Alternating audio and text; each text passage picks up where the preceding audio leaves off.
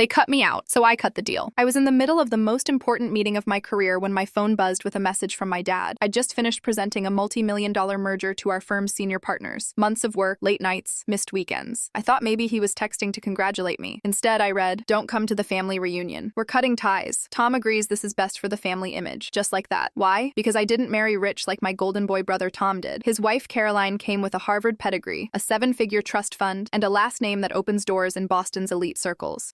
I committed the ultimate sin. I fell in love with Gabriel, a high school English teacher. Kind, brilliant, not wealthy. Apparently that made me a liability. The reunion was supposed to be this grand affair at our parents' Cape Cod house. Lobster rolls, custom invitations, the governor was supposedly dropping by, and Mom had name-dropped Goldman Sachs so often I thought they were co-hosting. And I was bad for the family image. Forget that I graduated from Harvard Law. Forget that I'd clawed my way up in corporate law without a single handout. Forget that I work 80 hours a week while Tom brunches at the yacht club. I didn't marry well, so I was out. Here's what they didn't know. That big merger? It was for Wilson Properties, our family's company. The same business my dad built from nothing, and the same one he was about to lose because of reckless pandemic-era investments. He'd sunk millions into dying retail spaces, assuming the market would rebound. It didn't. He was drowning in debt, nearly $3 million in the red. For 6 months, I'd been negotiating the only deal that could save them, a $5 million loan from our firm's private capital wing. The catch? My signature was the glue. The guarantor clause only worked because I was family. I convinced my firm to do it pro bono. I called in every favor I had. They were still afloat because of me, and yet I was the embarrassment. So I texted back, "Understood. Removing my name from the Wilson Properties loan agreement now." Then I walked back into the boardroom, looked at the 12 partners seated around the table, and said the words I'd fantasized about for months. "We're canceling the Wilson deal." My boss Gwen tilted her head. "Everything all right, Jen?" "Family emergency," I said. "Turns out they don't need our help after all." The loan had a 48-hour guarantor clause. Without me, the deal would collapse. By the next morning, I had 68 missed calls from Dad, 3 from Tom, 1 from Mom, even a voicemail from their accountant panicked. Why was the funding pulled? First message from Dad, "Jen, there's been a misunderstanding. Call me back immediately." 12 hours later, "Sweetheart, please." That reunion comment was taken out of context. Tom chimed in too. "Caroline and I talked. Maybe we were too hasty. Can we please discuss this?" Even Caroline called. That was rich. Mom's texts got more desperate by the hour. "Please don't do this. You're our daughter." We didn't mean it, but they did. They meant every word when they tossed me aside for appearances. They cut ties. So did I. The loan deal officially fell through. Bankruptcy proceedings started within the week. The Cape House, their pride and joy, where the reunion was supposed to take place, went on the market to avoid foreclosure. The governor didn't show. The bankers stopped calling. And the reunion? Canceled. No one wanted to sip champagne on a sinking ship. That weekend, Gabriel and I went to Martha's Vineyard. We biked along the coast, drank cheap wine on the beach, and stayed at a charming little inn with a view better than any Cape estate. I smiled more that weekend than I had in months. Turns out, the best revenge isn't slamming doors. It's locking them behind you and walking away with peace. They made their choice. So did I.